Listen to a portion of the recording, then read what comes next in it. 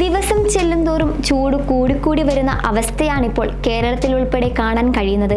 കേരളത്തിലെ കാലാവസ്ഥയിൽ ചൂടിനോടൊപ്പം തന്നെ ഉയർന്ന ഹ്യൂമിഡിറ്റിയും വലിയ രീതിയിൽ വില്ലനാകുന്നുണ്ട്. കടുത്ത ഉഷ്ണത്താൽ വലയുകയാണ് ജനങ്ങൾ.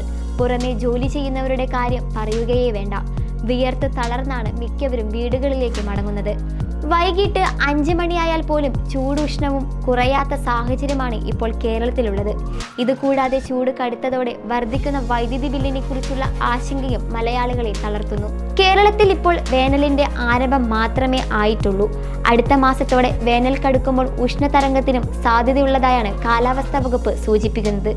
ചൂട് കൂടിക്കൂടി വരുന്ന ഈ സാഹചര്യത്തിൽ കുട്ടികളും മുതിർന്നവരും ഉൾപ്പെടെ ആരോഗ്യകാര്യത്തിലും വലിയ ശ്രദ്ധ പാലിക്കേണ്ടതുണ്ട്. കടുത്ത ചൂടും ഉഷ്ണവും അനുഭവപ്പെടുമ്പോൾ നമ്മുടെ ആന്തരികാവയവങ്ങളടക്കം വലിയ വെല്ലുവിളിയാണ് നേരിടേണ്ടി വരുന്നത്. ഈ സാഹചര്യത്തിൽ ചൂടുകാലത്ത് എന്തൊക്കെ കാര്യങ്ങളാണ് ആരോഗ്യ പരിപാലനത്തിൽ ശ്രദ്ധിക്കേണ്ടതെന്ന് നോക്കാം. അമിതമായി ചൂട് കൂടുന്നത് ഏതൊരു മനുഷ്യൻ്റെയും ആരോഗ്യത്തെ പ്രതികൂലമായി ബാധിക്കുന്നതാണ്.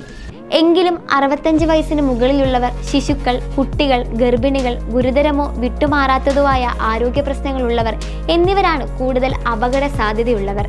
ഹൃദയാഘാതം, പക്ഷാഘാതം എന്നിങ്ങനെയുള്ള പെട്ടെന്ന് അനുഭവപ്പെടുന്ന ഗുരുതര പ്രശ്നങ്ങൾ ഉണ്ടാകാൻ സാധ്യതയുള്ളതിനാൽ ഒറ്റയ്ക്ക് താമസിക്കുന്നവരും ഒറ്റപ്പെട്ട സ്ഥലങ്ങളിൽ താമസിക്കുന്നവരും പ്രത്യേക കരുതൽ സ്വീകരിക്കേണ്ടതാണ്. കൂടാതെ നിലവിൽ വൃക്ക സംബന്ധമായോ ശ്വാസകോശ സംബന്ധമായോ എന്തെങ്കിലും വിധത്തിലുള്ള പ്രശ്നങ്ങൾ നേരിടുന്നവരും ചൂടുകാലത്ത് പ്രത്യേക ശ്രദ്ധ പുലർത്തണം. ചൂടുള്ള കാലാവസ്ഥയിൽ നമ്മുടെ ശരീരം വിയർക്കുന്നതിലൂടെയും ചർമ്മത്തിലേക്കുള്ള രക്തയോട്ടം തിരിച്ചുവിടുന്നതിലൂടെയും അമിതമായി ചൂടാകുന്നത് തടയാൻ പ്രവർത്തിക്കുന്നു.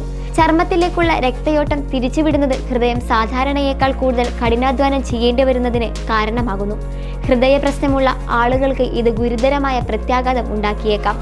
ചൂട് കൂടുന്നത് മൂലം ശരീര താപനിലയിൽ ഗണ്യമായ വർധനവുണ്ടാകുന്നത് ആന്തരികാവയവങ്ങളെ ദോഷകരമായും ബാധിക്കുന്നതാണ്. ആവശ്യത്തിന് വെള്ളം കുടിച്ചുകൊണ്ട് ശരീരത്തിലുണ്ടാകുന്ന ദ്രാവക നഷ്ടം നികത്താൻ കഴിഞ്ഞില്ലെങ്കിൽ വിയർപ്പ് വർദ്ധിക്കുകയും നിർജ്ജലീകരണം ഉണ്ടാവുകയും ചെയ്യും. നിർജ്ജലീകരണം ബലഹീനതയ്ക്കും ബോധക്ഷയത്തിനും കാരണമാകുന്നതാണ്. ഈ കാരണങ്ങളാൽ തന്നെ ചൂടുകാലത്ത് ശരീരത്തിന് പ്രത്യേക ശ്രദ്ധ നൽകിയില്ലെങ്കിൽ വലിയ അപകടമാവും ക്ഷണിച്ചു വരുത്തുന്നത്. നമ്മുടെ ശരീരത്തിന് ആരോഗ്യകരമായ താപനില നിലനിർത്താൻ സ്വയം തണുപ്പിക്കാൻ കഴിയാതെ വരുമ്പോഴോ വിയർപ്പ് മൂലം നിർജ്ജലീകരണം സംഭവിക്കുമ്പോഴോ ആണ് ചൂടുമായി ബന്ധപ്പെട്ട കടുത്ത ആരോഗ്യ പ്രശ്നങ്ങൾ ഉണ്ടാകുന്നത്. ശരീരത്തിൽ തണുപ്പ് നിലനിർത്തുക, ജലാംശം നിലനിർത്തുക എന്നീ വഴികളാണ് ചൂടുകാലത്ത് ശരീരത്തെ സംരക്ഷിക്കുന്നതിനായി പ്രത്യേകം സ്വീകരിക്കേണ്ടത്.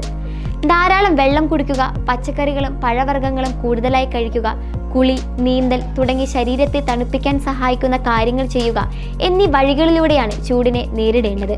നിർജ്ജലീകരണം ഉണ്ടാകുമ്പോൾ കടുത്ത ദാഹം, വായ വരളുക, മൂത്രത്തിന്റെ അളവ് കുറയുക, തലവേദന, തലകറക്കം എന്നിങ്ങനെയുള്ള ലക്ഷണങ്ങളാണ് ഉണ്ടാകാറുള്ളത്. ഇത്തരം പ്രശ്നങ്ങൾ അനുഭവപ്പെട്ടാൽ എത്രയും പെട്ടെന്ന് ഒരു തണുത്ത സ്ഥലത്തേക്ക് മാറി വിശ്രമിക്കേണ്ടത് അത്യാവശ്യമാണ്.